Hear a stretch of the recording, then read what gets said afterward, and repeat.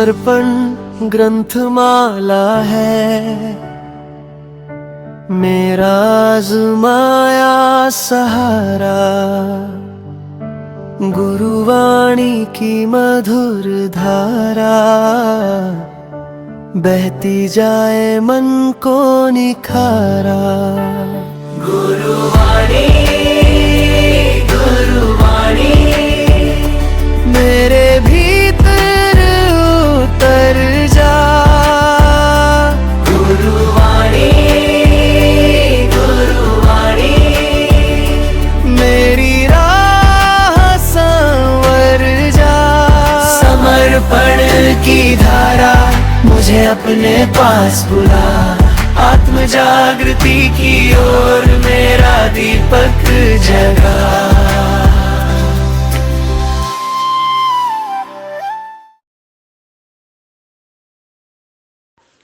अभी सब मिलकर गुरु आवाहन करेंगे। गुरुर्ब्रह्मा गुरुर्विष्णु गुरुर्देवो महेश्वरा।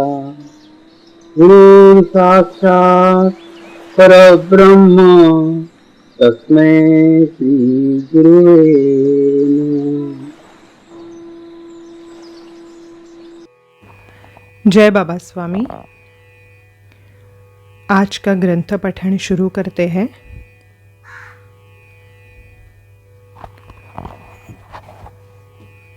पहला ग्रंथ आध्यात्मिक सत्य। अपने 45 दिवसीय गहन ध्यान अनुष्ठान के दौरान सद्गुरु श्री शिवकृपानंद स्वामी जी द्वारा साधकों के लिए दिए गए दिव्य संदेश। सत्र चौथा, समर्पण ध्यान, पृष्ठ क्रमांक 47। प्रत्येक मनुष्य के जीवन की सफलता और उसका रहस्य इसी बात पर निर्भर है कि वह मनुष्य का जीवन कितना संतुलित है। संतुलन से हमारा आशय आहार के संतुलन, शरीर के स्वास्थ्य के संतुलन, विचारों का संतुलन तथा उसके द्वारा किए गए कार्य के संतुलन से है। इन सब के संतुलन से ही एक संतुलित मनुष्य बनता है। मनुष्य को संतुलित करने के लिए मनुष्य ने कुछ कायदे कानून बनाए हैं, पर यह पर्याप्त नहीं है, क्योंकि वे कानून मनुष्य के द्वारा ही निर्मित है। इसीलिए उसमें मनुष्य कोई न कोई रास्ता निकाल ही लेता है। मनुष्य को संतुलित रख सकता है स्वयं मनुष्य। वह अगर चाहे कि संतुलन का कानून नहीं तोड़ना है तो वह कभी भी नहीं तोड़ेगा। प्रश्न उठता है, मनुष्य को स्वयं मनुष्य ही कैसे नियंत्रित करेगा? मन बड़ा चंचल है और बुद्धि नए नए तर्क निकाल ही लेती है। इसीलिए मनुष्य को स्वयं पर नियंत्रण करने के लिए सामूहिकता की आवश्यकता होती है।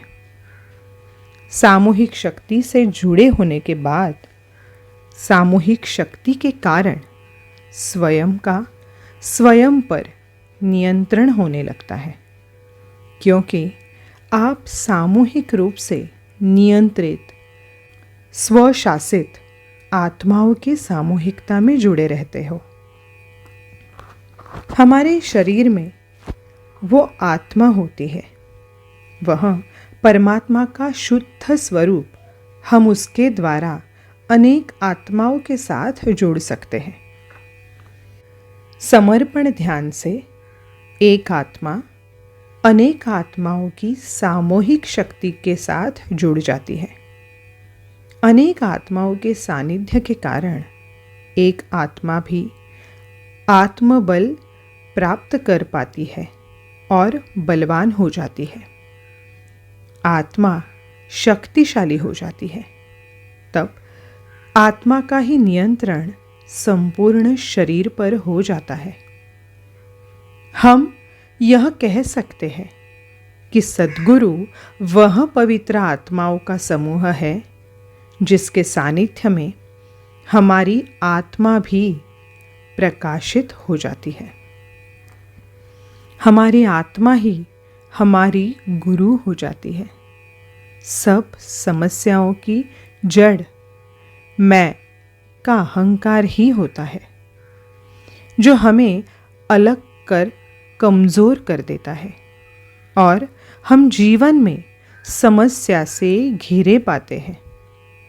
कई बार देखा गया है, जीवन इतनी समस्याओं से घिर जाता है कि मैं टूट जाता है, क्योंकि मैं का अहंकार इन समस्याओं को दूर करने में अपने आप को असहाय पाता है।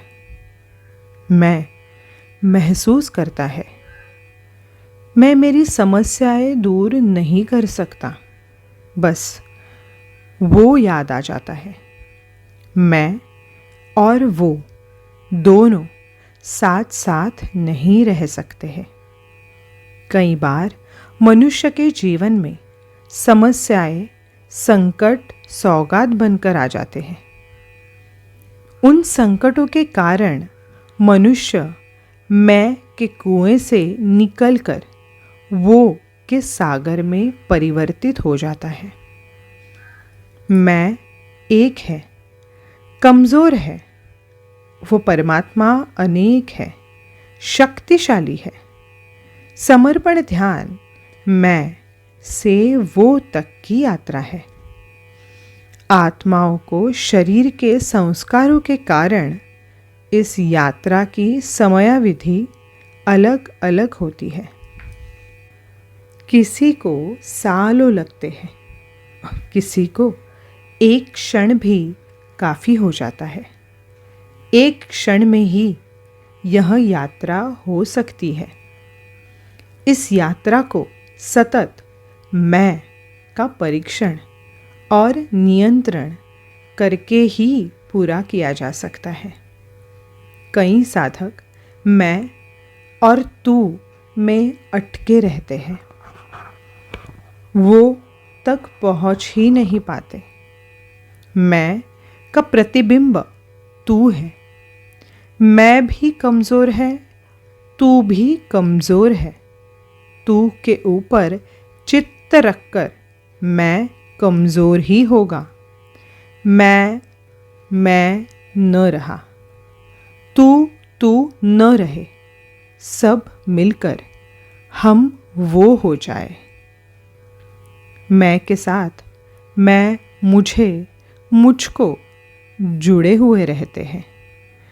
तू के साथ तूने तेरा तुझे जुड़े हुए रहते हैं, और दोनों ही हमें वो से अलग कर देते हैं। समर्पण ध्यान वह ध्यान की पद्धति है मैं और तू जिसमें विलीन होकर सब वो बन जाते हैं। फिर शुरू होता है उसकी कृपा, उसकी करुणा है। वो दया का सागर है, वो मेरे साथ है, वो मेरा बुरा होने ही नहीं देगा। वो परमात्मा है। उसकी शरण में जाने के बाद सब आनंद ही आनंद है। वो का सानिध्य आत्मबल प्रदान करता है, आत्मशक्ति प्रदान करता है, आत्मा आनंद प्रदान करता है, आत्म सुख प्रदान करता है। मनुष्य के जीवन का उद्देश्य ही मैं से निकलकर वो तक पहुंचना है। मनुष्य मैं के साथ आया है और मैं के साथ ही इस दुनिया से गया, तो पाया तो कुछ भी नहीं पाया। खाली हाथ आया और खाली हाथ गया। हमें जीवन में मैं से निकलकर अपने जीवन काल में ही वो तक पहुंचना है। वो अनंत है, वो मोक्ष है, वो आदि है, वो अंत है। यह जीवन यात्रा समर्पण ध्यान नियमित करने से ही संभव है। समर्पण ध्यान मनुष्य को मेरु पर्वत चढ़ने के लिए सामूहिकता की आवश्यकता है। मेरु पर्वत से गिरा तो अकेले ही जाता है। गिरने के लिए सामूहिकता की आवश्यकता नहीं होती है। सामूहिकता का आसान माध्यम सद्गुरु का सानिध्य है, क्योंकि सद्गुरु के सानिध्य में सदैव सामूहिकता होती है। समर्पण ध्यान ईश्वर प्राप्ति का वह मार्ग है जिसमें सद्गुरु के सानिध्य में सदैव सामूहिक प्रयास किया जाता है। किसी ऐतिहासिक स्थान पर जब गाइड के साथ हम जाते हैं तभी उस स्थान का महत्व समझ में आता है। सद्गुरु के सानिध्य में किसी पवित्र स्थान पर जाते हैं तो सद्गुरु उस स्थान की ऊर्जा शक्ति को ग्रहण करता है। हमें केवल उसके साथ रहने से वह ऊर्जा शक्ति प्राप्त हो जाती है। समर्पण ध्यान सद्गुरु के सानिध्य में किया गया ईश्वर प्राप्ति का सामूहिक प्रयास है। इसमें सफलता का रहस्य आपके सद्गुरु के संबंध पर ही निर्भर है, क्योंकि बाकी तो आपको कुछ करना ही नहीं है, सब अनायास ही मिल जाता है। इसमें खुद को कुछ करने के लिए ही नहीं है, क्योंकि कुछ भी किया तो मैं और मैंने किया, यह अहंकार निर्माण हो जाता है।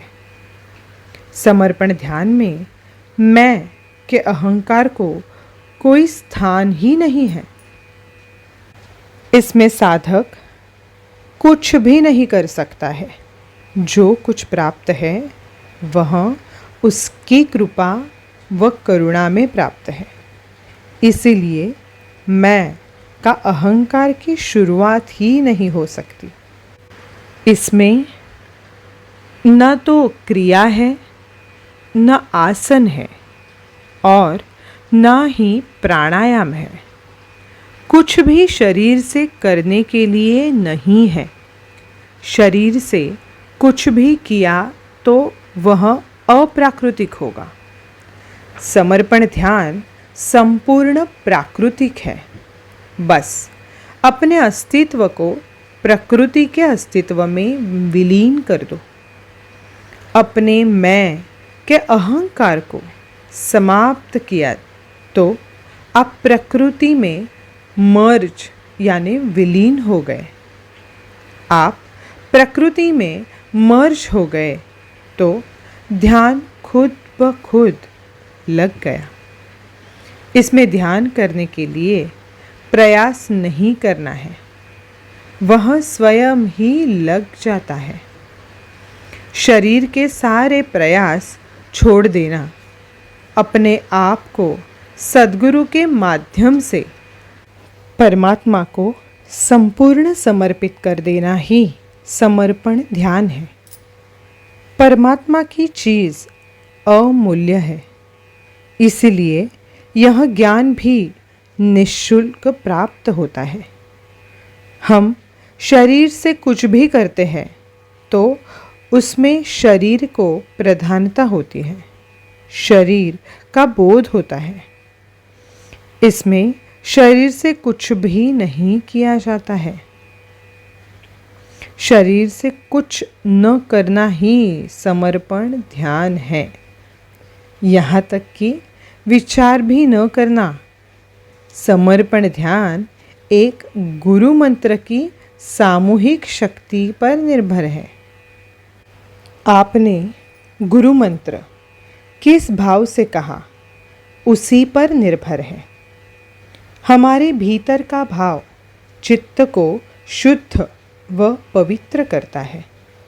शुद्ध चित्त ही हमें सद्गुरु का सानिध्य प्रदान करता है और सद्गुरु का सानिध्य मिल जाने के बाद ध्यान खुद ब खुद लग जाता है। ध्यान में बैठने के बाद पहली अनुभूति होती है कि बैठना अच्छा लगता है।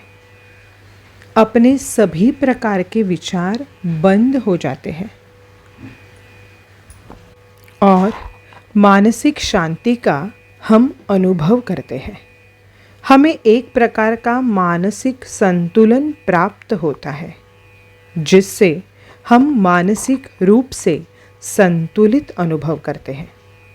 मानसिक संतुलन के प्रभाव से सहस्त्रार से एक विशिष्ट प्रकार का स्राव बहने लगता है और वह स्राव हमें शारीरिक संतुलन प्रदान करता है, जिससे हमें स्वास्थ्य का लाभ होता है।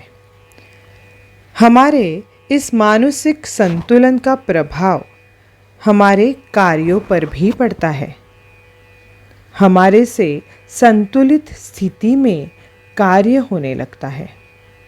संतुलित व्यक्ति के द्वारा किए गए प्रयास संतुलित होते हैं और परिणाम सकारात्मक आता है और व्यक्ति अपने जीवन में सफल होता है।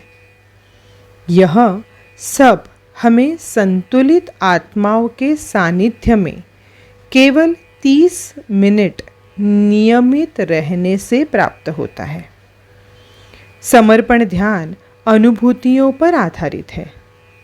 आप इसमें जैसे जैसे प्रगति करते हैं, वैसे वैसे आपको अनुभूतियाँ होना शुरू हो जाता है।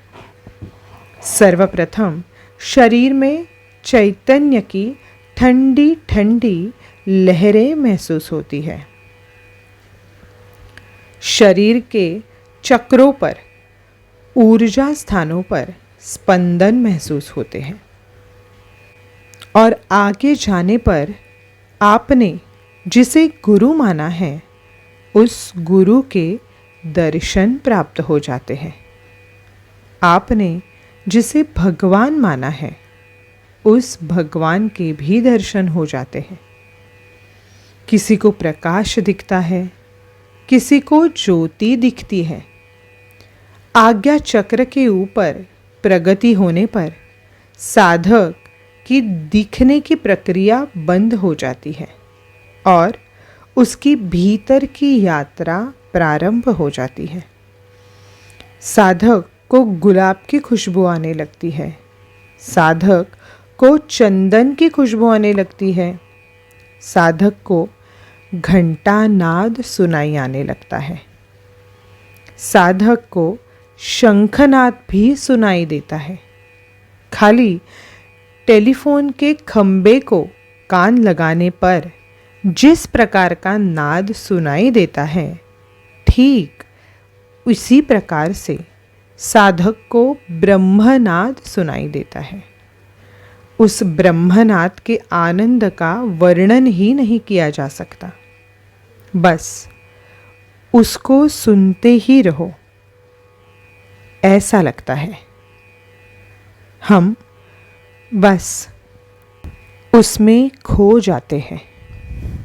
फिर धीरे धीरे आपका अस्तित्व प्रकृति के अस्तित्व में विलीन होने लग जाता है। आप मैं से वो हो जाते हो। आप मानव से महामानव बन जाते हो। आप खाली हो जाते हो। आपके भीतर से परमात्मा की शक्ति बहने लग जाती है। आप उस शक्ति के माध्यम बन जाते हो। आपके मैं का अस्तित्व संपूर्ण विलीन हो जाता है। आप परमात्मा के माध्यम बन जाते हो। आपके भीतर का धर्म जागृत हो जाता है। क्या जीवन में करना चाहिए और क्या जीवन में नहीं करना चाहिए, इसका समग्र ज्ञान आपको होने लगता है। आप आपके ही गुरु हो जाते हैं। इसके बाद सद्गुरु का अपना उद्देश्य संपूर्ण हो जाता है। फिर आपका अकेले का सफ़र शुरू होता है। आप सब में से विरक्त हो जाते हो और आपको जीते जी मोक्ष की स्थिति मिल जाती है और आपके जीवन का उद्देश्य संपूर्ण हो जाता है। समर्पण ध्यान में सद्गुरु के सानिध्य में परमात्मा तक पहुंचना होता है। यानी सद्गुरु का सानिध्य महत्वपूर्ण है। सद्गुरु के सानिध्य के लिए सद्गुरु से पक्का संबंध आवश्यक है। सद्गुरु से पक्के संबंध के लिए सद्गुरु के प्रति अपना संपूर्ण विश्वास के साथ किया गया समर्पण आवश्यक होता है। संपूर्ण विश्वास से ही संपूर्ण समर्पण प्राप्त किया जा सकता है। यानी सब कुछ संपूर्ण विश्वास से झुकने पर ही निर्भर है, क्योंकि झुककर हम हमारे ही आत्मा को सशक्त करते हैं।